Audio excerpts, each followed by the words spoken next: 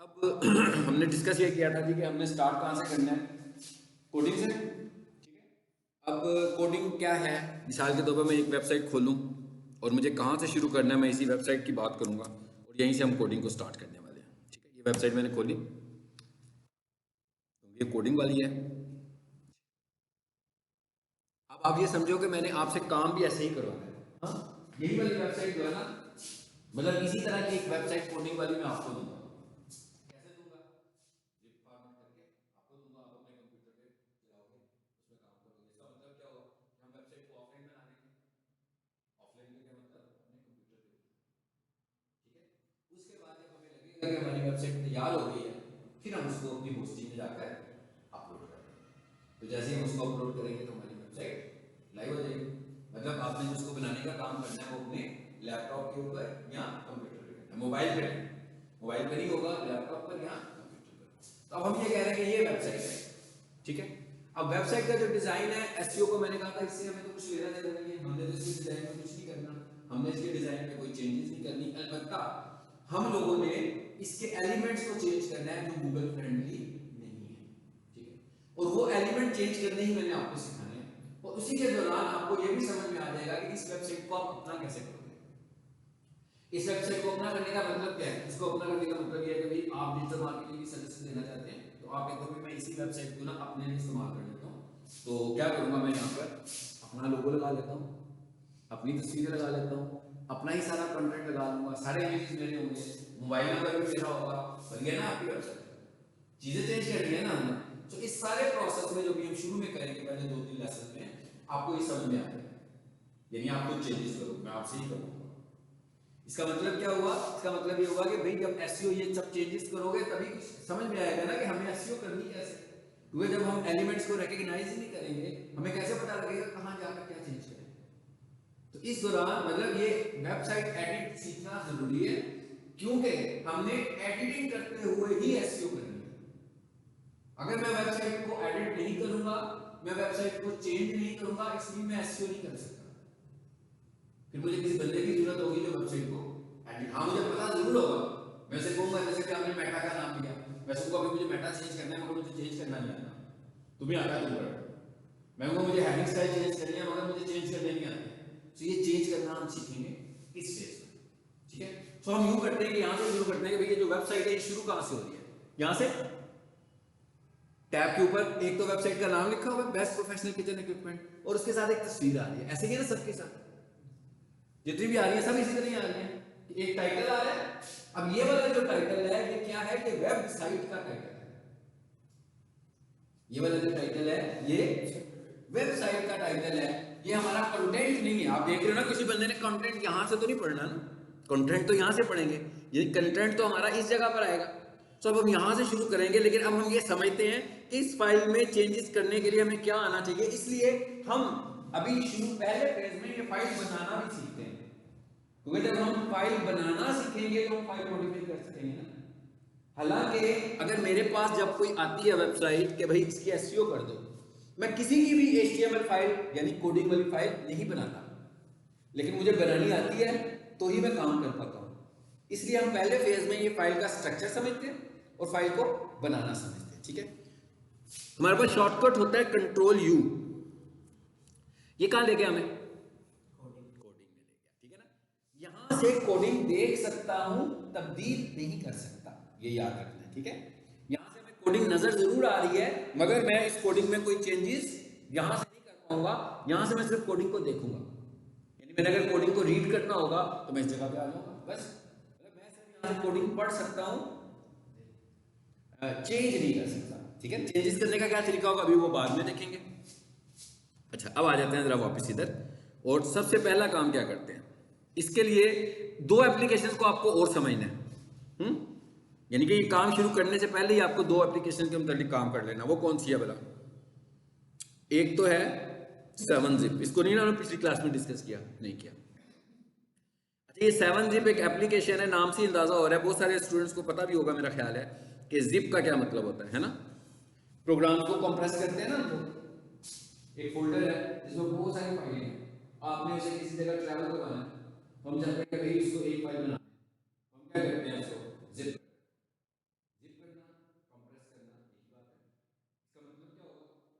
पास 200 file हैं, जब मैं उसको जिप करूंगा तो कितनी बन जाएगी? एक। उसके बाद जब मैं इसको जिस जगह पर ले जाऊंगा और जब मैंने इस्तेमाल करना होगा तो फिर मैं उसको अनजिप कर दूंगा। इसको हम अनजिप करना भी कहते हैं और एक्सट्रैक्ट करना। ये दो काम हो गए ना। यानी जब हमने ऐसे है ना यार भाई, जैसे मैंने अपना घर शिफ्ट करना है तो क्या करूंगा, बाहर से वो बॉक्सेस लाके सामान उसमें डालता जाऊंगा, तो कितनी सारी चीजें थी घर की जो एक ही बॉक्स में डाल दी। फिर जब हम नए घर में जाएंगे तो वहां जाकर बॉक्स को खोलेंगे और सारी चीजें बाहर निकाल देंगे। तो अब ये समझ लो कि आपने जब सामान को बॉक्स में डाला तो आपने क्या किया, जिप किया, और जब आपने उसको बॉक्स से निकाला तो आपने क्या किया, अनजिप कर दिया। ठीक है, इसकी हमें बार बार जरूरत पड़ती है डाटा ट्रैवल कराते हुए हमें। ये अब ये देखिए, ये कोई डिजिटल मार्केटिंग स्ट्रैटेजी नहीं है, ये डिजिटल मार्केटिंग करते हुए हमें जो डाटा मैनिपुलेट करना है उसके लिए हमें ये एक्सपर्टीज होनी चाहिए। सो ये एक एप्लीकेशन है 7zip, और ये कैसा एप्लीकेशन है, ये फ्री है। इस तरह के एप्लीकेशन को हम बोलते हैं, क्या बोलते हैं जी, फ्रीवेयर सॉफ्टवेयर। सुनो है ना, है ना। सो ऐसा सॉफ्टवेयर जिसकी कोई कॉस्ट ना हो, मुफ्त में मिल जाए, उसको हम बोलते हैं फ्रीवेयर। सो ये फ्रीवेयर है, ऑनलाइन इंटरनेट पर जाए, इसको डाउनलोड कर लो, आपके पास आ गया। अदरवाइज क्या है, अगर हम देखें ना जिप एप्लीकेशन कौन कौन से हैं पॉपुलर, विनजिप, विनरार। अब ये दोनों ऐसे एप्लीकेशन हैं जो हमें परचेज करने पड़ते हैं, यानी इसकी सीरियल नंबर भी होती है, इसका लाइसेंस भी होता है, या जो लोग और बेच रहे हो तो वो क्रैक करके बेच देते हैं। मगर ये ऐसा एप्लीकेशन है, इसके लिए ना हमें लाइसेंस की जरूरत है ना हमें क्रैक की जरूरत है। ये उन्होंने खुद ही इंटरनेट पर रखा हुआ है कि भाई इस्तेमाल करना है तो मुफ्त में इस्तेमाल करें, कोई प्रॉब्लम नहीं, उन्हें कोई इतराज नहीं।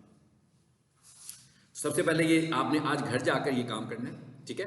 अलबत्ता अगर आप में से कोई पहले से इस टेक्नोलॉजी को यूज कर रहा है, यानी वो पहले से इसके पास जिप का प्रोग्राम मौजूद है, जैसे किसी के पास विनजिप हो और अगर विनरार हो, तो अब डिजिटल मार्केटिंग के लिए खासतौर पर फाइलें अपलोड करने के लिए हम रेकमेंड नहीं करते हैं विनरार को, इसलिए कि होस्टिंग एप्लीकेशन भी विनरार यूज नहीं करता।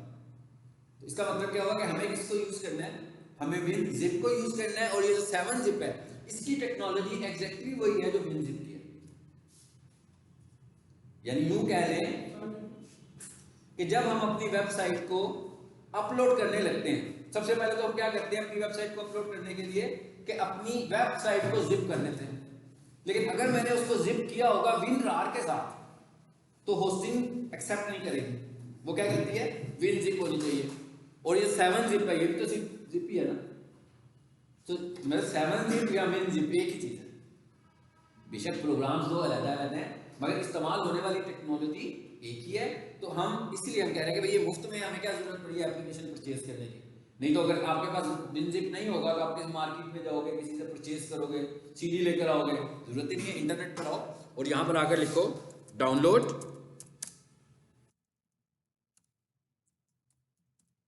7zip, देखिए क्या हुआ है, सामने क्या है,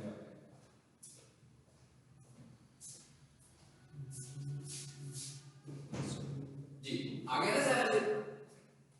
सिंपल क्या करना है भाई, इस पर क्लिक करो तो इंस्टॉल हो जाएगा, और कोई इतनी खास मुश्किल मामलात नहीं है। ये लिखा है डाउनलोड, ये कितने सारे लिंक्स आ गए, ऊपर लिखा हुआ है 64 बिट, सबसे ऊपर वाले को कर लो। फॉर एग्जांपल अगर किसी के कंप्यूटर में ना हो, किसी का कंप्यूटर थोड़ा सा पुराना हो, ठीक है, तो उसकी जो विंडो होगी ना वो 32 बिट होगी, लिखा हुआ है 64 बिट और 32 बिट। पहले तो आप इसी को क्लिक करना, नहीं होगा तो फिर ये 32 बिट वाले को कर देना बस। और सबसे ऊपर लेटेस्ट वर्जन आ रहे हैं, इसलिए हम कोशिश करेंगे कि हम ऊपर वालों को ही करें। कैसे करना जी, इस पर क्लिक करो, वो देखें डाउनलोड होना शुरू हो गया, ये आ गया, इस पर क्लिक करो। ये इंस्टॉल कैसे होना है भाई, कोई मुश्किल साइंस नहीं है, इस पर डबल क्लिक कर दो। मेरे पास तो ये ऑलरेडी इंस्टॉल्ड है, ठीक है, मैं सिर्फ आपको समझा रहा हूं। इंस्टॉल खत्म। हमने इस एप्लीकेशन को खोलना भी नहीं है, बल्कि हमने डायरेक्टली जिप और अनजिप करना है इसकी मदद से। कैसे करना है अब आप ये देखिए, मिसाल के तौर पर ये मैंने कर तो दिया अब आपको। अब यहां आए और यहां आकर देखें, मेरे पास बहुत सारे एप्लीकेशन होंगे। मिसाल के तौर पर मैं इसमें आ जाता हूँ, सोफा वॉशिंग में, और सोफा वॉशिंग के अंदर ये आ रहा है न्यू इमेजेस, इस पे आएगा, इट्स फाइन, इसमें तस्वीरें पड़ी हैं। अब मैं क्या करना चाहता हूँ, लिखा हुआ है 4.67 MB, मैं चाहता हूँ इस पूरे फोल्डर को जिप कर दें ताकि ट्रैवल करने में मैं आसानी हो इसको। ट्रैवल कराने में, यानी ट्रैवल कराने का क्या मतलब है, इसे एक जगह से दूसरी जगह कॉपी करने में हमें आसानी हो, ट्रांसफर करने में आसानी हो। सो मैं इस पर राइट क्लिक करता हूँ, ये देखिए 7-zip आ गया लिखा हुआ खुद ही। आप भी इंस्टॉल करोगे तो खुद ही आ जाएगा 7-zip लिखा हुआ, आ गया ना 7-zip लिखा हुआ। अब आपने क्या करना है भाई, इधर आओ और इधर आकर आप कर दो, ये क्या लिखा हुआ है थर्ड लास्ट ऑप्शन पे, add to new image dash dot zip. ये थर्ड लास्ट वाली ऑप्शन जो है ना, ये आपके काम की ऑप्शन है, बाकियों को बेशक आप यूज करो ना करो, ठीक है। इसका क्या मतलब होगा, इसको जिप कर देगा। अब आपको पता लगा ना जिप का मतलब क्या है, कंप्रेस कर देगा। देखें कैसे करते हैं।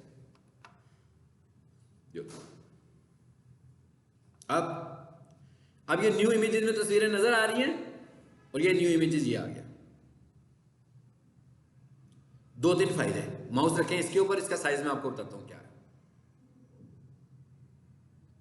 5 MB, और इसका साइज देखें जो कंप्रेस हुआ है तकरीबन 4 MB। अब इसका मकसद क्या है, इसका मकसद यह है कि एक ही फाइल के तौर पर चला जाएगा। देखें ना, मिसाल के तौर पर आपने अपनी वेबसाइट बनाई है, अब आपने अपनी वेबसाइट को अपलोड करना है। एक वेबसाइट के अंदर एक फाइल तो नहीं होगी ना, कितनी सारी फाइलें होती हैं, फिर फोल्डर्स होते हैं, फिर फोल्डर्स के अंदर अंदर फाइलें होती हैं। भाई एक एक करके अपलोड करने में लगेंगे, फिर तो बड़ा टाइम लग जाएगा। तो हम क्या करेंगे, उसको जिप करके अपलोड कर लेंगे और वहां जाकर उन्हें खोल देंगे। पहले जिप करके अपलोड करेंगे और फिर उधर जाकर अनजिप कर देंगे, ठीक है। अब इसको अनजिप कैसे करना है देखिएगा, उसी ऑप्शन से करना है। फिर इस पर राइट क्लिक करें। आप किस पे राइट क्लिक कर रहे हैं, जिसको हमने जिप किया था, बड़ा करें तो आइकॉन लार्ज करें ताकि आपको जिप का पता भी लग जाए। शक्ल पता लगी कैसी है जिप फोल्डर की। आपने ये आम फोल्डर इस तरह का होगा, मैं क्या आम फोल्डर इस तरह का है, जिप के ऊपर ये जिप सी बनी हुई आ रही है ना। तो इस पे राइट क्लिक कीजिए, फिर 7-zip पे जाएं और फिर क्या कर दें, एक लिखा हुआ है extract files dot dot dot. इसका क्या मतलब है कि भाई फोल्डर बता दो कहां पर एक्सट्रैक्ट करोगे। डॉट डॉट डॉट क्या मतलब है कि हम बताएंगे लोकेशन, हम उसको लोकेशन बताएंगे हम कहां लाना चाहते हैं। जबकि एक्सट्रैक्ट हियर का क्या मतलब है कि जिस जगह पर मैं मौजूद हूं, जिस फोल्डर पे मैं मौजूद हूं, इसी फोल्डर पे इसको एक्सट्रैक्ट, ठीक है जी। मैं कर दूं एक्सट्रैक्ट हियर, देखें जरा क्या हुआ। कहता भाई यहां तो पहले भी मौजूद है, इधर से तो कॉपी किया था ना मैंने समझाने के लिए आपको। मैं कहता हूं यस टू ऑल, आ गया, खुल गया वहां पे। कहां पर आया देखें जरा फुल स्क्रीन करके। अब यही है ना, समझ में आई 7-zip क्या चीज है। मैं क्या 7-zip की साइंस समझ में आ गई, ये बड़ा जरूरी है आपके लिए। हाँ, एक और चीज आपको बताऊं कि विंडो, लेटेस्ट विंडो जो है उसके अंदर उन्होंने कंप्रेशन की कैपेबिलिटी ऐड कर दी है। इसका क्या मतलब है, इसका मतलब ये है कि भाई उसमें आप खुद से ही कंप्रेस कर सकते हो विदाउट एनी टूल, और खुद ही अनकंप्रेस भी कर देता है। मगर वो ठीक नहीं है। उसमें ठीक क्या नहीं है, उसमें ठीक ये नहीं है कि आपने एक फोल्डर को कंप्रेस किया, अब विंडो क्या करता है खुद ही उसको अनकंप्रेस कर देता है। अनकंप्रेस क्या करता है, क्लिक करते जाओ खुद ही खुलता है। लेकिन सिर्फ वो खुलता है जिसे आप क्लिक करते हो, सारा डाटा ओपन नहीं होता। इसलिए आपने विंडो का कंप्रेसर यूज नहीं करना, बल्कि आपको पहले उसे ये वाला 7-zip यूज कर दो। अगर आपके पास WinZip हो फाइन, पेड है वो, अगर वो यूज करना चाहते हैं वो कर लो, ये फ्री में। इसलिए आपको किसी की जरूरत नहीं है, किसी से सीडी लेने की जरूरत नहीं, कहीं से इंस्टॉल करवाने की जरूरत नहीं है, डायरेक्ट आपके पास। एक तो ये चाहिए हमें, ठीक है। एक तो आप लोगों ने ये इंस्टॉल कर लेना है, हो गया 7-zip। इसके साथ आपको एक और एप्लीकेशन चाहिए, और वो है जी डाउनलोड नोटपैड प्लस प्लस। आप लोग कॉपी यूज किया करो प्लीज, कॉपी नहीं यूज करते आप लोग। देखो अगर मैं कल आपसे टॉपिक डिस्कस करूंगा ना, तो आप तुक्के मार रहे होगे, है ना। कॉपी में लिखे होंगे ना, टॉपिक लिख लिया था ना, बाकी तो सब चीजें मेरी वीडियो में मौजूद है। कम से कम आपको हेडिंग्स की शक्ल में याद होगा मैंने क्या क्या पॉइंट डिस्कस किए आपसे, ठीक है। अब लिखा हमने डाउनलोड नोटपैड प्लस प्लस। ये नोटपैड क्या है, नाम से पता लग रहा है, नोटपैड है, प्लस प्लस का मतलब है कि थोड़ा सा एडवांस है। विंडो के अंदर भी नोटपैड होता है, उसको भी हम यूज कर सकते हैं, लेकिन वो इतना एडवांस नहीं है जितना ये वाला है। इसलिए हम कहते हैं भाई इसको इस्तेमाल करो, और ये भी फ्री है, ये भी फ्री वेयर है, ठीक है। इसके लिए भी कोई पैसे वैसे नहीं देने किसी को। तो इस पर क्लिक करें, आगे जी डाउनलोड नोटपैड प्लस प्लस, इस पर क्लिक करो, ये आगे। पे क्लिक करें, आ गया। इस पे क्लिक करें और देखें जरा, ये भी उसी तरह इंस्टॉल हो गया, डाउनलोड हो गया। फिर आप इस पे क्लिक करो, ये देखें ये भी इंस्टॉल होना शुरू हो गया। ये भी, इसकी भी इंस्टॉलेशन कोई मुश्किल नहीं है, देख लें, कोई मुश्किल नहीं है ना। मेरे पास ये भी पहले से मौजूद था, ठीक है। ये सब मैंने आपको समझाने के लिए किया है। ये क्या लिखा हुआ है जी, चला दूं इसको? मैं कहता हूँ चलो चला दो यार, फिनिश। आ गया नोटपैड। इस पे हमने काम शुरू करना है, इसीलिए मैंने इसको पहले इंस्टॉल करना आपको सिखाया। यानी आपने यहाँ से, जैसे जो मेरे लेक्चर का सीक्वेंस है, इसी सीक्वेंस में जाकर आपने घर में प्रैक्टिस करनी है, ठीक। ये नोटपैड कोडिंग के लिए यूज होगा। कोडिंग के लिए यूज, जैसे वो अभी मैंने कहा था ना कि वहां से हम सिर्फ कोडिंग देख सकते हैं, जब हमने चेंज करनी है तो हम यहाँ देंगे, ठीक है। चलो अब ये खुल गया नोटपैड प्लस प्लस जी। ये दो फाइलें ऑलरेडी खुली हुई हैं मेरे पास। अच्छा, इसमें से इसको एक को मैं बंद कर देता था, खुली ही, इसको भी बंद कर देते हैं, कोई बात नहीं। चलो जी, ये इस तरह का आ गया हमारे पास इंटरफेस, ठीक। अच्छा, अब इसको शुरू करने से पहले जरा थोड़ा सा एक चीज और समझ लेते हैं, और मैं यहाँ समझा देता हूँ, फिर हम इस पे आएंगे। वो यहाँ समझ लेते हैं, वो क्या है कि एक HTML फाइल का स्ट्रक्चर क्या होता है। जरा हमें स्ट्रक्चर पता लग जाएगा तो आसानी हो जाएगी हमारे लिए। अब जो HTML है, HTML है क्या? Basically hyper text markup language, ठीक है ना। यही है ना इसका मतलब। तो HTML का मतलब क्या है जी? Hyper text markup language. अच्छा, ये नाम से तो यूं लग रहा है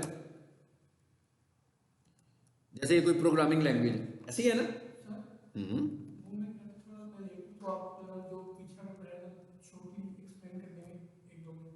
कुछ नहीं करा, इधर से शुरू किया, ये बात से शुरू किया, सिर्फ ये शुरू किया। हाँ बिल्कुल, ये शुरू किया। और लेक्चर तो ले लिए, 3 थे आई थिंक। 2 थे, वो ले लिया ना। लास्ट से 3 थे ना, उसमें वो नहीं है। चलो बस, उसमें से लास्ट 2 हमारे थे, मतलब इस मॉड्यूल के थे लास्ट, ठीक है। उसमें एक में इंट्रोडक्शन था और एक पिछला लेक्चर था वो डोमेन वाला और सब डोमेन वाला, ठीक है। ये भी रिकॉर्डिंग हो रही है, ये भी घर जाके सुन लीजिएगा। इसमें मिस कुछ नहीं हुआ, अगर आपको फील हो रहा होगा तो दोबारा से सुनोगे तो पता लग जाएगा, ठीक है। चलो, ये बात हमने शुरू ही कहाँ से की है? मैंने कहा भाई सबसे पहले वो 7-zip, फिर मैंने कहा नोटपैड। अभी 2 बातें की हम लोगों ने, ठीक है। और मैंने वेबसाइट खोली थी इसके अलावा। अच्छा, ये है क्या? Hyper text markup language. सबसे पहले तो हमें एक इस कॉन्फ्लिक्ट से बाहर निकलना है कि हमने इसे प्रोग्रामिंग लैंग्वेज नहीं समझी, ठीक है। लिखा तो हुआ ना लैंग्वेज, सो बेसिकली ये है क्या? मतलब ये जो HTML है, क्या ये यहाँ प्रोग्रामिंग नहीं लिखा हुआ, नहीं लिखा ना। क्या ये प्रोग्रामिंग लैंग्वेज है? नो, ये प्रोग्रामिंग लैंग्वेज नहीं है। HTML एक फॉर्मेटिंग लैंग्वेज है, ठीक है। फॉर्मेटिंग का क्या मतलब है? जैसे माइक्रोसॉफ्ट वर्ड है, मैं कहूँ भी माइक्रोसॉफ्ट वर्ड एक फॉर्मेटिंग टूल है, ऐसे ही है ना। तो उसमें लेटर लिखते हो, बड़ा करते हो, छोटा करते हो, कलर चेंज करते हो, पैराग्राफ्स बनाते हो, टेबल बनाते हो, पेंसिल से भी टेबल ड्रा कर लेते हो। तो क्या हो रहा होता है? एक फॉर्मेटिंग हो रही होती है ना डॉक्यूमेंट की। इसी तरह जो HTML है, ये हमारे पास एक फॉर्मेटिंग लैंग्वेज है। यानी इसका क्या मतलब हुआ कि फॉर्मेट बनाने में हमारी हेल्प करेगी, उसी तरह के फॉर्मेट जैसे माइक्रोसॉफ्ट वर्ड में करते थे। फर्क सिर्फ यह है कि वहां टूल से करते थे, यहां पर कोड से करते थे, इतना फर्क है। यानी जैसे मैं कहूँगा ना बोल्ड कर दो, तो मैं कोई ऐसा तरीका नहीं बताऊंगा कि वहां पे क्लिक करो तो बोल्ड हो जाएगा, वहां पे क्लिक करो तो अंडरलाइन हो जाएगा, वहां पे क्लिक करोगे तो हेडिंग स्टाइल 1 लग जाएगा। बल्कि मैं इसके लिए आपको क्या करूंगा, कोड बताऊंगा। तो काम तो वही हो रहा है जो माइक्रोसॉफ्ट वर्ड में कर रहे थे। सो बेसिकली ये क्या है? हमारे पास एक फॉर्मेटिंग लैंग्वेज है। उसमें ये जो आप कोड करेंगे उसका आसान होगा। हाँ, मैं आपको समझाता जाऊंगा, ठीक है ना। अच्छा, अब इसका मतलब क्या हुआ कि HTML एक फॉर्मेटिंग लैंग्वेज है, और इस लैंग्वेज का सिंटेक्स क्या है वो समझ लेते हैं। सिंटेक्स का क्या मतलब है कि ये लैंग्वेज लिखी कैसे जाती है, इसका फॉर्मेट क्या है, इसका लेआउट क्या है, ठीक है। अच्छा, यहां पर मैंने एक लगाया लेस देन, ठीक है ना, और एक लगाया ग्रेटर देन। एक मैंने लगा दिया लेस देन और एक लगा दिया मैंने ग्रेटर देन। ये कीबोर्ड के सिंबल्स हैं, लेस देन इसलिए बोल रहा हूँ, न्यूमेरिक में हम इसको लेस देन ही बोलते हैं ना, लेस देन और ग्रेटर देन ही बोलते हैं। अच्छा, यहाँ पर हम इसको कॉल करेंगे tag symbol, HTML tag symbol, यानी कि HTML टैग सिंबल है। HTML के जितने भी टैग्स होंगे, वो जो मैंने आपको 8 ऑप्शन बताई थी ना, वो सब टैग्स हैं। सो HTML के जितने भी टैग्स होंगे वो हम इस सिंबल के अंदर लिखेंगे। मतलब पहला HTML का टैग क्या है, मैं आप समझाने के लिए आपको बोला, अब मैं इसे कहूंगा कि HTML का टैग, ठीक है। अब ये क्या कह रहा है, ये अब हम एक स्ट्रक्चर बनाने जा रहे हैं, है तो नोटपैड ही ना वो सिंपल। हम कह रहे हैं कि भाई ये जहां से HTML लिखा हुआ शुरू हो और जहां पे खत्म हो, तो तुमने समझना कि ये ब्लॉक है जिसमें हम हाइपरटेक्स्ट मार्कअप लैंग्वेज को लिख रहे हैं। तो हमने क्या करना है, स्टार्ट पे क्या लगाना है, HTML, और एंड पे क्या लगाना है, ये लगाना है। अच्छा, फिर मैंने HTML ही लिखा है। अब आपने एक चीज नोट की कि मैंने जब भी टैग लिखना ना, मैंने इसके अंदर लिखना है। 2-3 चीजें आपने जो मिस्टेक्स नहीं करनी, मैंने स्पेस नहीं दी कहीं, नहीं दी ना, याद रखिएगा यहां पर स्पेस का इस्तेमाल यहां पर भी इलीगल, यानी मैं इसको अगर इस तरह लिखूंगा तो ये गलत लिख रहा हूं, समझ में आई? ऐसे नहीं लिखना विदाउट स्पेस।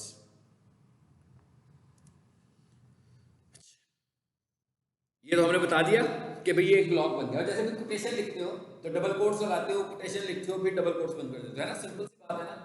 तो इसको आपने, इस लैंग्वेज को आपने कैसे लिखना है, HTML और एंड HTML के बीच में। अब मैं इसको एंड बोल रहा हूं ना, तो आपने देखा ना मैं एंड के लिए किया क्या, मैंने क्या किया, मैंने ये जो स्लैश लगाया है ना, इसको मैं बोल रहा हूं एंड। मैंने जो स्लैश लगाया इसको मैं एड्रेस कैसे कर रहा हूं, एंड के साथ, ठीक है। तो इसका मतलब क्या हुआ, स्टार्ट HTML एंड HTML। अब जरा कोडिंग में है वेबसाइट की, जो भी मैंने खोल के दिखाई थी आपको, जरा इसका मैं जूम बड़ा करता हूं तो आप देखें जी। ये क्या आ रहा है, start HTML and HTML, sorry, ये स्टार्ट HTML, ये क्या है, स्टार्ट हेड, ये क्या है, एंड मेटा, ये क्या है, स्टार्ट टाइटल, ये क्या है। अब समझ में आ रही है ना, उसी तरह लिखा जा रहा हूं ना मैं, सारी की सारी चीजें, सारी ऑप्शन वैसे लगा रहा हूं मैं, लेस देन और ग्रेटर देन में। और मैं रिकॉग्नाइज कैसे कर रहा हूं, जिसके साथ मैं स्लैश लगाता हूं मुझे पता लगेगा कि यहां पर एंड हुआ। जरा एंड HTML देखिए कहां पर है, नीचे है जरा बिल्कुल बॉटम पे, नजर आ गया एंड HTML। ये स्ट्रक्चर बना है ना, सबसे ऊपर आया था HTML, सबसे आखिर में क्या आ गया, एंड HTML, और बीच में हमारा सारा का सारा कोड आ गया। चलो जाते हैं वापस, अभी हमें पता लगा। अब जो HTML की फाइल है, हम समझ क्या रहे हैं इस वक्त, हम सिर्फ ये समझ रहे हैं कि एक HTML की जो फाइल है उसका स्ट्रक्चर क्या होता है, डिजाइन कैसा बना हुआ है, लेआउट क्या है उसका, क्योंकि हमने HTML की फाइल में कोडिंग को ही तो अंडरस्टैंड करना है ना। तो उसका लेआउट ये है कि सबसे शुरू में क्या आता है, HTML, सबके आखिर में क्या आता है, एंड HTML। अच्छा, इसको अगर हम यूं कहें ना कि भाई ये जो HTML है ये बिल्कुल ह्यूमन बॉडी की तरह है, जो एक नॉर्मल ह्यूमन बॉडी होती है। नॉर्मल ह्यूमन बॉडी क्या है, सबसे ऊपर मेरे भी सर है, आपके भी सर है ना, उसके बाद बॉडी, उसके बाद फुट, यही है ना नॉर्मल ह्यूमन बॉडी, बिल्कुल यही स्ट्रक्चर इसका। इसका स्ट्रक्चर क्या है, हेड, बॉडी, फुट। इसका मतलब क्या हुआ, अगला पार्ट कौन सा हुआ, तो ना करो यार, हेड का ना, अब नॉर्मल बॉडी बन जाएगी ना अगर मैं यहाँ पर बॉडी लगा दूंगा तो, ठीक है। अभी तो हमने लिखा ही कुछ नहीं, इसको स्क्रीन को देखो ना, मैं इसीलिए तो स्क्रीन दिखा के आपसे करा रहा हूं। अच्छा नहीं स्टार्ट नहीं है, ये हेड लगाना पड़ेगा हमें सर, और ये एंड हेड भी हो गया, है ना। फिर क्या हो गया, बॉडी, ये हमने एक नॉर्मल स्ट्रक्चर बना दिया जो कि ह्यूमन बॉडी का भी स्ट्रक्चर है और HTML फाइल का भी यही स्ट्रक्चर है। शुरू कहां से हुई, पहला हिस्सा हेड, दूसरा हिस्सा बॉडी का, इसके बाद मैंने कहा था फुटर है। बेशक फुटर ना भी लिखें तो जो कुछ भी आप एंड बॉडी के नीचे लिखोगे वो फुटर ही होगा, समझ में आ गई बात। जो भी हम एंड बॉडी के नीचे लिखेंगे वो फुटर ही होगा। इसलिए हम इसको लिखने में, समझने में 3 चीजें कह रहे हैं, स्टार्ट, हेड, बॉडी, फुटर और एंड HTML। ठीक है, यानी जहां मेरी बॉडी एंड हो रही है उसके नीचे में जो कुछ लिखूंगा वो क्या होगा, फुटर ही होगा हमेशा। तो ये अब आपको लेआउट भी समझ में आ गया, और यही चीजें आपको वहां नजर आ रही थी ना फाइल में भी, आपने देखा था हेड भी नजर आया था वहां पे, और जहां पर एंड HTML था उसके ऊपर बॉडी भी नजर आ रही थी आपको, तो वहां पर बॉडी का एंड भी हुआ था। यहां पे ये कह रहा हूं, ये देखिए बॉडी का भी एंड हुआ है और /HTML। स्ट्रक्चर समझ में आ गया, ठीक है। ये है एक HTML फाइल का स्ट्रक्चर, ये वाला हिस्सा था HTML से लेकर। अब इसका मतलब क्या होगा, इसके अंदर भी हम कुछ लिखेंगे, ऐसे ही है ना, और इसके अंदर भी हम बहुत कुछ लिखेंगे। देखें उधर जाकर कितना कुछ लिखा हुआ है भाई, 1100 लाइनों में कुछ लिखा हुआ है, तो बहुत कुछ लिखा हुआ है ना। अच्छा, इसे देख हमने परेशान नहीं होना कि हमने ये सब कुछ सीखना है, बिल्कुल नहीं सीखना। हमने सिर्फ वो 4-5 चीजें सीखनी है जो मैं पिछले लेक्चर में बताया था आपको, title, meta, heading style, images, hyperlinks, bold, strong, paragraph और आईफ्रेम, बस इससे ज्यादा हमें कुछ सीखना नहीं। एज ए एसईओ एक्सपर्ट मुझे सिर्फ इन चीजों में जाकर चेंजेस करनी है जिनके भी मैंने नाम दिए।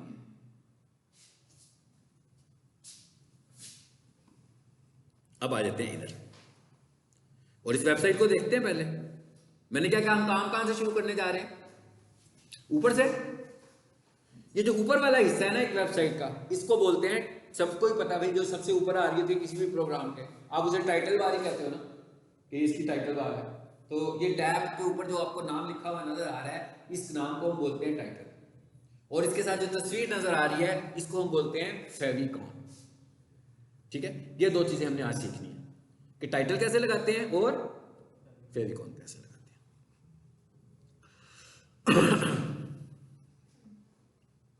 ठीक है, इधर आ जाते हैं। अब हमने इसमें काम करना है। वर्ड में तो मैंने सिर्फ डिजाइन समझाने के लिए वर्ड यूज किया ना, आप समझो वर्ड को ना मैं व्हाइट बोर्ड के तौर पर यूज कर रहा हूं, ठीक है, माइक्रोसॉफ्ट वर्ड।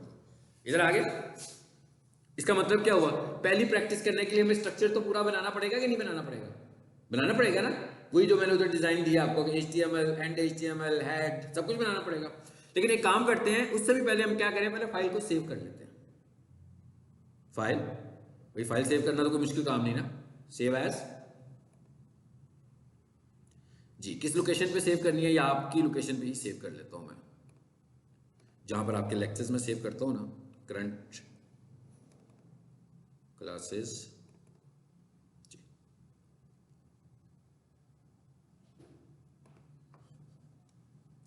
फिर एक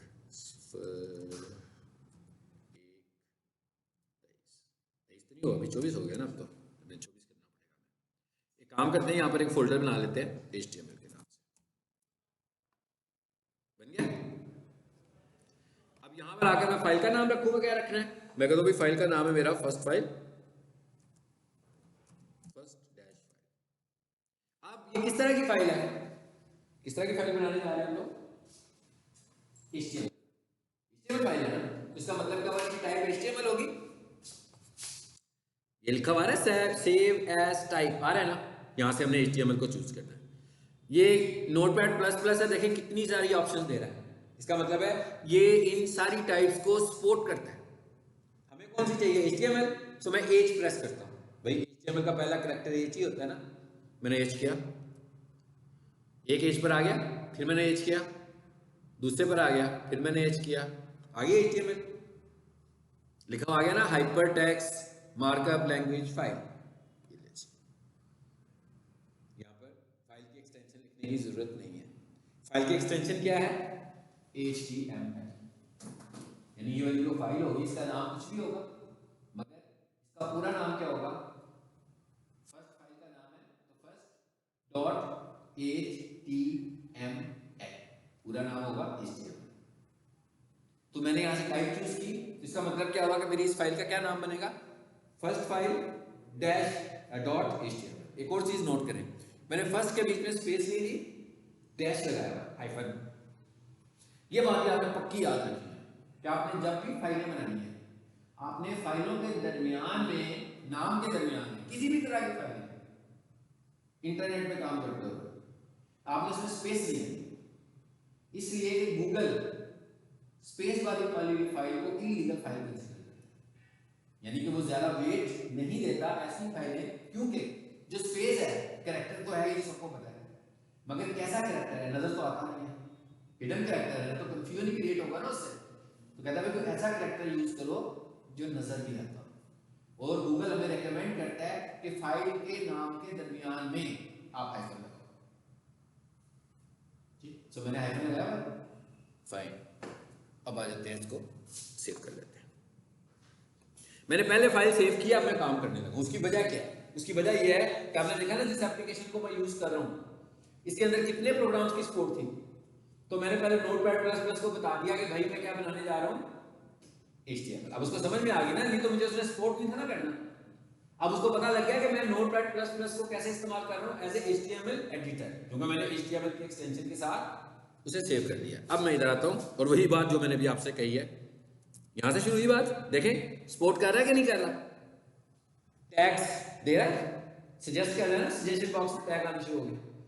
लेकिन अगर मैं फाइल को सेव किए बगैर करता तो उसने मुझे सजेशन नहीं थी देनी, ठीक है, क्योंकि उसे पता ही नहीं चलता था मैं करने के बाद हूं, क्योंकि मैंने उसे बता दिया कि भाई मैं HTML पे काम कर रहा हूं, मैंने टैब की प्रेस की और ये लिख दिया। ये देखें कलर भी चेंज कर दिया उसने, बता रहा है कि भाई ये क्या है, एक टैग है, ब्लू कलर में कर दिया ना इसको। फिर क्या लगाऊं, एंड, देखिए उसने भी ब्लॉक बना दिया कि नहीं बनाया। फिर क्या आता है, हेड, देखिए ये भी आ रहा है कि नहीं आ रहा है लिस्ट में, पता लगा ना इसे क्यों यूज कर रहे हैं हम। और फिर क्या करेंगे, एंड हेड,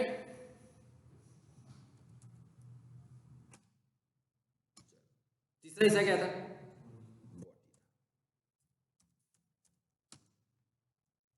इसीलिए हमने सिंटैक्स भी पहले समझा था। पूरी की पूरी फाइल बन गई, विषय कभी इसमें मैंने कुछ लिखा नहीं है, लेकिन सिंटैक्स डिजाइन कर दिया पूरा। हर HTML फाइल का यही सिंटैक्स होगा, हर HTML फाइल का। और याद रखें कि जब आप SEO एक्सपर्ट बन जाओगे, जब आप SEO कर रहे होगे, तो आपने कभी HTML फाइलें नहीं बनानी, आपके पास तो बनी बनाई फाइलें आएंगी, आपने तो सिर्फ उनको चेंज करना, ठीक है ना। लेकिन अभी हम क्योंकि सीख रहे हैं इसलिए हम इस चीजों को समझने के लिए कर रहे हैं सबका। अच्छा, अब सबसे पहले हमने क्या बताया, पढ़ा है, उधर जाके मैंने वेबसाइट दिखाई है ना आपको, उसमें से मैंने आपको दिखाया क्या है, टाइटल बार, ऐसे ही है। तो अब हम पहले ये समझ लेते हैं कि जो टाइटल होता है वेबसाइट का, ये कहाँ पे आता है। वेबसाइट का टाइटल जो मुझे यहाँ पे नजर आ रहा है स्क्रीन पर, अगर मैं देखूं तो मुझे टाइटल यहाँ नजर आ रहा है, ऊपर आ रहा है। लेकिन जब मैं इसकी कोडिंग को अंडरस्टैंड करूंगा तो ये वाला मुझे टाइटल कहाँ पे लिखा हुआ मिलेगा, हेड में। मैं लिख दूं,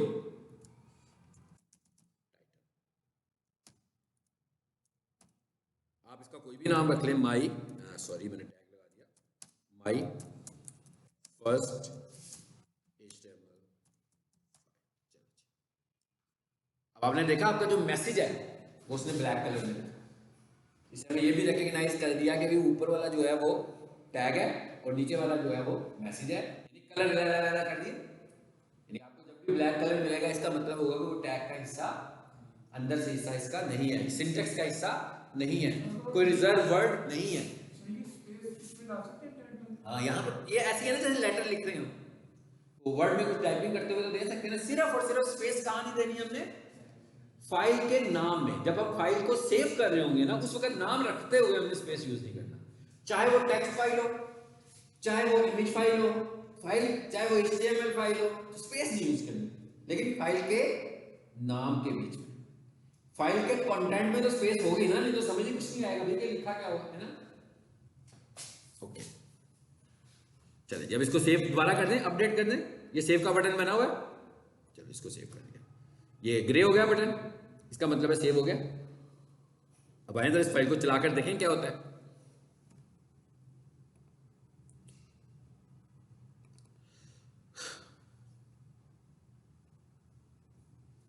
जी जी जी जी, हमारी कहाँ थी जी, करंट क्लासेस में, ये यहाँ रखा था ना मैंने, ये फाइल है, इसके साथ ऑटोमेटिकली आइकॉन आ गया। आप घर में प्रैक्टिस करें, ये आइकॉन नहीं आ रहा तो इसका मतलब है कि आपने फाइल का नाम गलत रखा है, ठीक है, फाइल का नाम का मतलब है कि आपने सही टाइप चूज नहीं की, जैसे मैंने की थी ना भाई, सेव एज टाइप में HTML को आपने, और वहां पे HTML नहीं लिखा हुआ था, वहां पे क्या लिखा हुआ था, hyper text markup language 5 notepad plus plus में।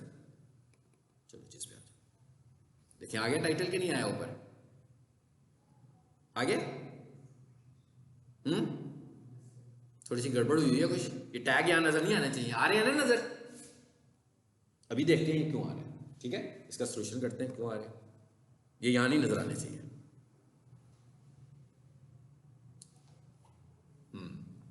ये क्या लिखा जी हमने, टाइटल, एंड टाइटल नहीं किया, नहीं किया ना, इधर है,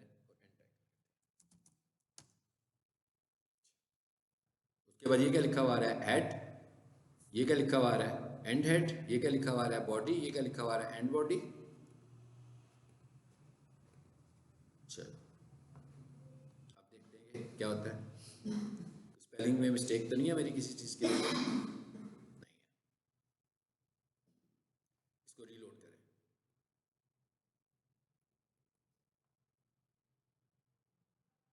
हट गया ना वहां से, सिर्फ किस वजह से एरर आने लगा हुआ था, वो हमने उसका एंड नहीं था किया, तो उसको कंटिन्यू करके बैठा हुआ।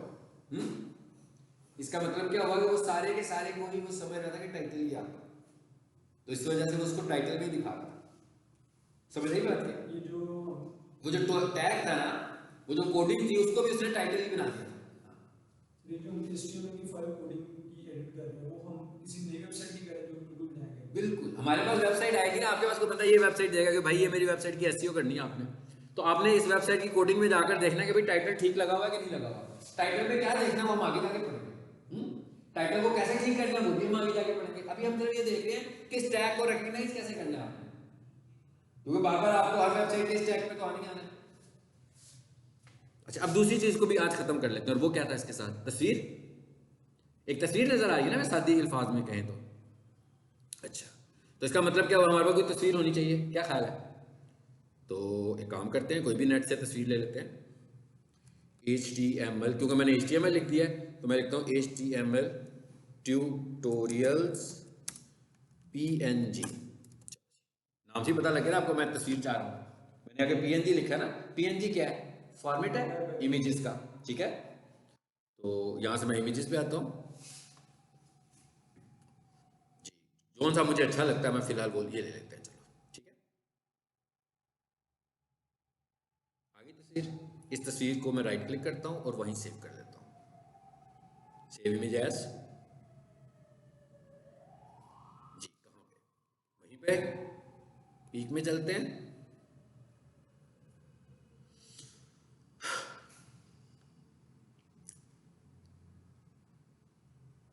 यहाँ यहाँ और यहाँ। अब पहली चीज कि ये इमेज होगा, इमेज के तो बहुत सारे फॉर्मेट्स होते हैं, मतलब जेपीजी भी होता है, पीएनजी भी होता है, जो आप दो से बहुत ज्यादा वाकिफ है, मतलब आम बंदा भी दो से वाकिफ ही होता है, पीएनजी और जेपीजी, और भी बहुत सारे हैं, जिफ भी होता है, टिफ भी होता है ना, और भी बहुत सारे, लेकिन ज्यादा से जो लोग वाकिफ हैं वो क्या है, जेपीजी और पीएनजी। अच्छा अब हमने जो इमेज लगाना है उसको मैंने नाम क्या दिया था, मैंने स्पेशल नाम बोला था ना उसके लिए, क्या बोला था, फेविकॉन, यानी वो जो फेविकॉन आपने इमेज लगाना है, पहली बात उसे जेपीजी होना चाहिए, नंबर 1, नंबर 2 उस फाइल का नाम फेविकॉन होना चाहिए, सही है, यानी एक तो उसकी टाइप पीएनजी होनी चाहिए, मैंने जेपीजी बोल दिया, एक उसकी टाइप पीएनजी होनी चाहिए और एक उसका नाम फेविकॉन, यानी कि दो चीजें फिक्स है, टाइप पीएनजी, यानी कि इसमें कौन सी लगेगी फेविकॉन में, फाइल टाइप पीएनजी, और उसका नाम फिक्स नाम है, क्या नाम है जी, फेविकॉन, स्मॉल लेटर में, नाम बड़े लेटर में लिखने की जरूरत नहीं है, ठीक है, तो मैंने यहां आया और यहां का लिखा फेविकॉन,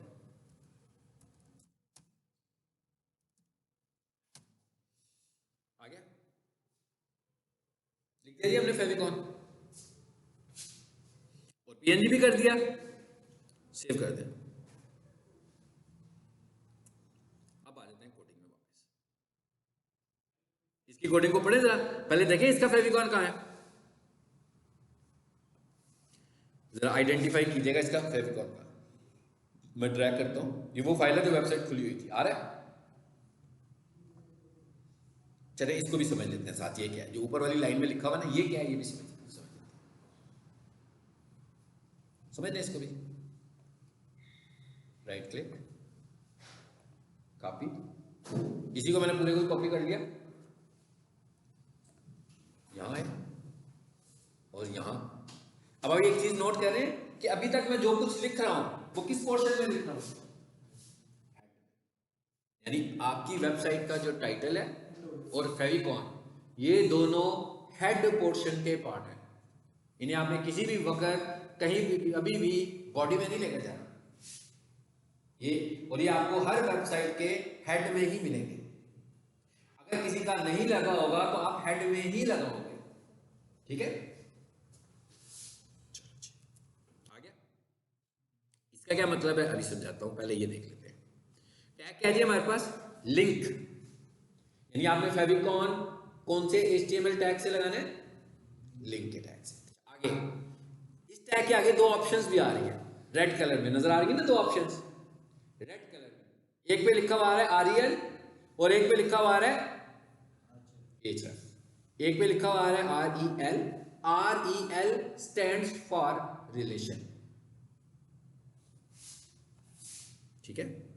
यानी अगर मैं यूं कहूं कि इसको मैं अपने व्हाइट बोर्ड पे ले जाऊं,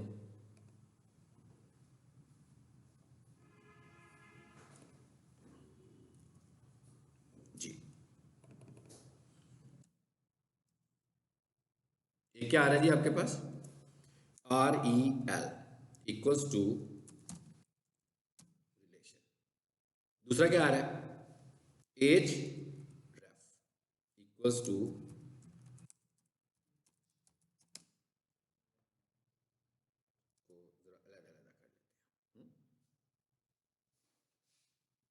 REL का क्या मतलब है?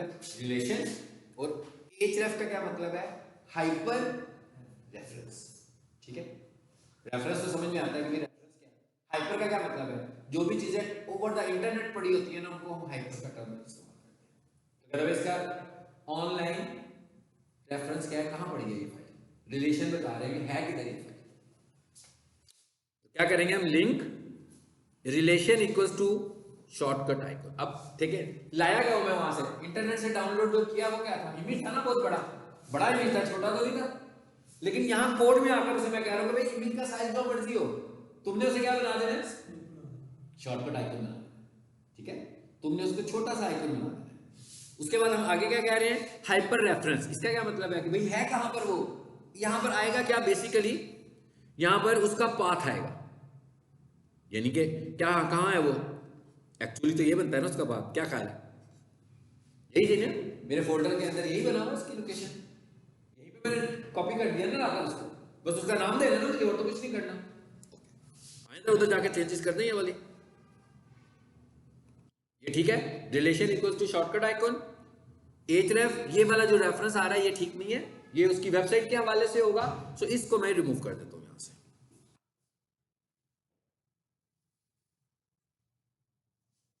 ठीक है? सही हो गया? आ गया फेविकॉल?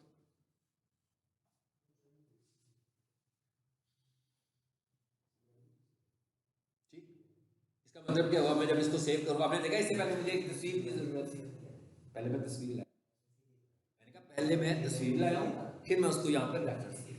अब इसको सेव करें और इसको एग्जीक्यूट करें,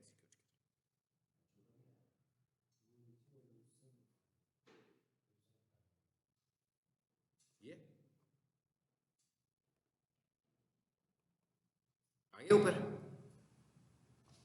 तस्वीर भी आ गई ऊपर, ठीक है? समझ आ गई बात की? यानी कि आज के लेसन में हमने दो चीजें सीखी हैं कि अपनी वेबसाइट को टाइटल कैसे देते हैं और अपनी वेबसाइट का फेविकॉन, ये दोनों गूगल के फैक्टर्स हैं।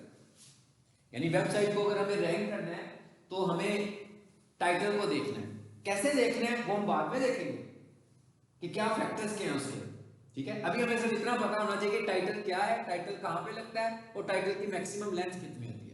टाइटल की मैक्सिमम जो लेंथ होती है वो होती है 60 कैरेक्टर्स, यानी हम टाइटल कितना बड़ा लिख सकते हैं? 60 कैरेक्टर्स। हम टाइटल ज्यादा से ज्यादा 60 कैरेक्टर्स में बता सकते हैं। इसका मतलब क्या हुआ कि गूगल हमें क्या कहता है कि 60 कैरेक्टर से बड़ा टाइटल आपने नहीं देना। क्यों नहीं देना ये हम आगे जाके पढ़ेंगे जब मैं एसईओ को फोकस करूंगा। दूसरे नंबर पर क्या चीज है, कहता है भाई ये जो टाइटल है इसके साथ क्या होना चाहिए? एक तस्वीर भी होनी चाहिए, जिसको हम क्या बोल रहे हैं? फेविकॉल। ये हमने खुद उसका नाम रखा हुआ है, तस्वीर का नाम तो नहीं है फेविकॉल, इस जगह पर लगने वाली तस्वीर का नाम है फेविकॉल। हाँ, ये तस्वीर है। इसका फायदा क्या है? इसका फायदा ये है ना कि वो कोक पीते हैं ना, तो जैसे जब भी कोक पीते हैं हर दफा लोगो नजर आता है कि नहीं आता? लोगों को नाम याद रखने की जरूरत ही नहीं पड़ती। छोटे छोटे जो बच्चे पी रहे होते हैं कोक, है ना, बोलते भी नहीं है लेकिन देखते कोक ही है। उनको कोई और ब्रांड पिलाओगे तो वो कहेंगे यही पीनी है। वो बार बार उसको देख के उन्हें फील होता है कि कोक है। इन्हें ट्रांसपेरेंट बोतल पिलाओ, बेशक काले रंग की होगी लेकिन उन्होंने रिकग्नाइज नहीं करना उसे कि ये कोक है, क्योंकि उनका आई कॉन्टैक्ट जो है ना वो उस लोगो के साथ हुआ है कि हर दफा वो जब ग्लास पकड़ते हैं हाथ में वो लोगो नजर आता है स्क्रीन पे। तो वो भी यही चाह रहे हैं, कहते हैं भाई जब भी आप इस वेबसाइट को खोलेंगे तो आपका आई कॉन्टैक्ट इसके साथ बन जाएगा। तो आपकी ये भी एक किस्म की मार्केटिंग स्ट्रेटेजी हो गई ना। ठीक है, दो चीजें हो गई हमारे पास। जी आ जाते हैं अभी। गुड क्वेश्चन, कैसे बंद नहीं करना। अच्छा यहां पर ना अभी हमने देखा कुछ टैग्स पढ़े हमने, उनमें से कुछ टैग्स आप देख रहे थे मैंने क्लोज किए और कुछ मैंने क्लोज नहीं किया, ऐसे ही है ना। और जबकि मैंने जब टाइटल को क्लोज नहीं किया था तो आपने देखा भी था कि गूगल इसने एरर भी जनरेट कर दिया था। यानी वो ये कह रहा था कि भैया मैंने सारे कोई टाइटल बना दिया। इसका मतलब ये होगा कि टैग की टाइप्स है कुछ। एक टैग है जिसको हम बोलते हैं पेयर टैग, जिसे हम कह रहे हैं क्लोज करना है, वो पेयर टैग। और कुछ ऐसे टैग्स हैं जो सिंगुलर टैग्स हैं, यानी वो एक दफा लगते हैं तो उनका काम खत्म हो जाएगा, उनको पेयर बनाने की जरूरत नहीं है। सो अभी तक हमने जो पढ़ा उसमें टाइटल जो था वो पेयर टैग था और लिंक जो है वो पेयर टैग नहीं है। समझ में आ गई बात की? अच्छा आप जरा इस लाइन को भी समझ लेंगे, क्या ये वाली लाइन भी समझ लेते हैं। आप देखेंगे यहां पर ग्रीन कलर में कुछ लिखा हुआ आ रहा है ना, सारे का सारे ग्रीन कलर में लिखा हुआ है, जबकि और कुछ भी ग्रीन कलर में नहीं है।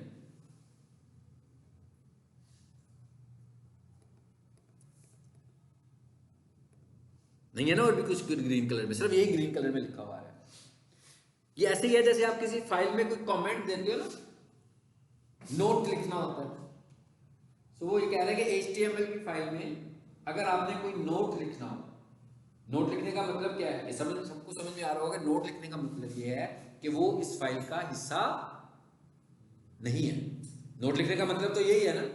यानी मैंने क्या कहना चाह रहा हूँ, फेविकॉन आइकॉन लिखा है, मैं ये कहना चाह रहा हूँ कि इसका हिस्सा नहीं है, लेकिन मैंने एक हेडिंग लगा दिया होगा।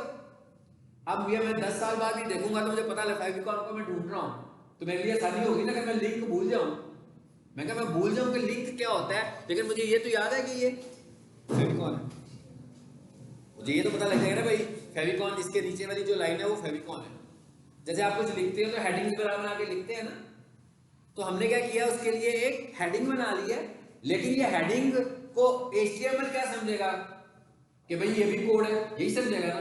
तो हमने इसको इस तरीके से लिखा कि HTML इसे कोड ना समझे। कैसे ना समझे? इसकी वजह से इसकी वजह से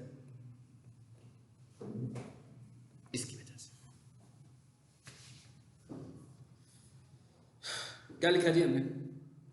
sign of exclamation dash dash, यही लगाया ना हमने।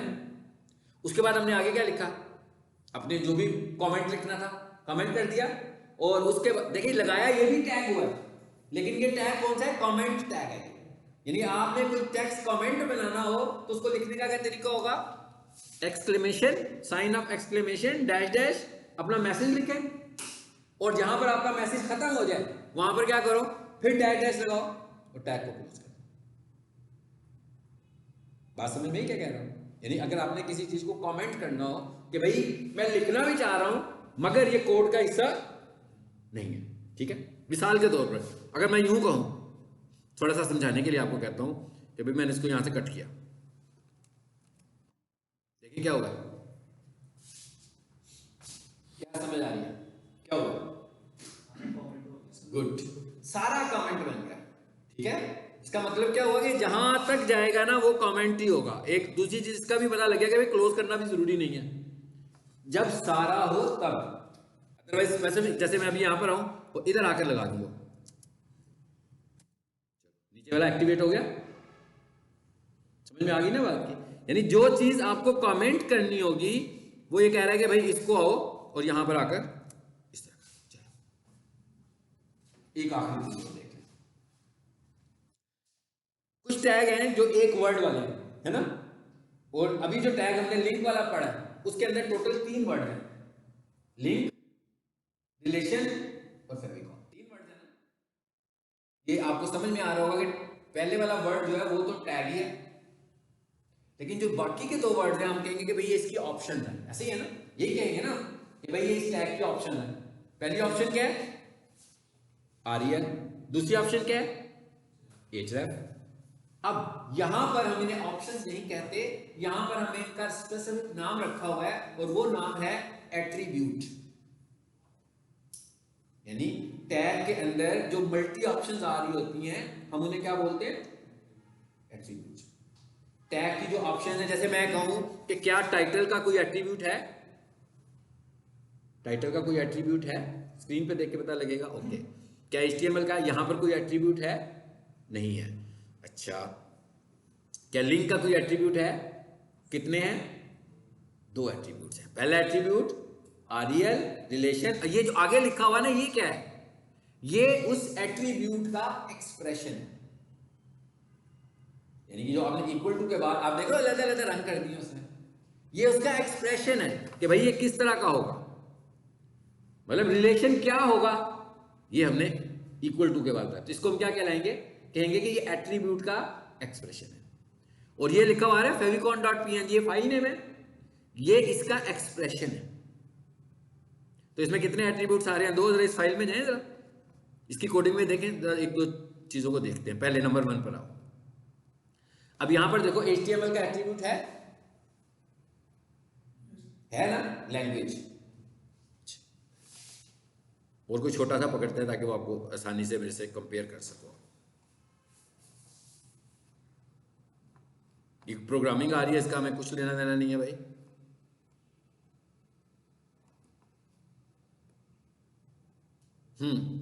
ये देखो IMG का एक टैग लगा हुआ है, इसके एट्रीब्यूट्स हैं काफी सारे हैं ना, आईडी भी है, क्लास भी है, SRC भी है, कितने सारे हैं, आर्ट भी है।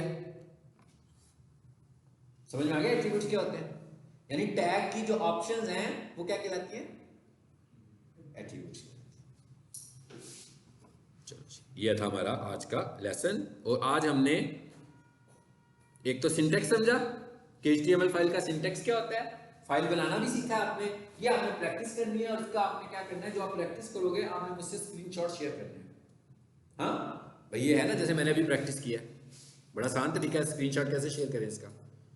पहले तो मैं लेक्चर्स की रिकॉर्डिंग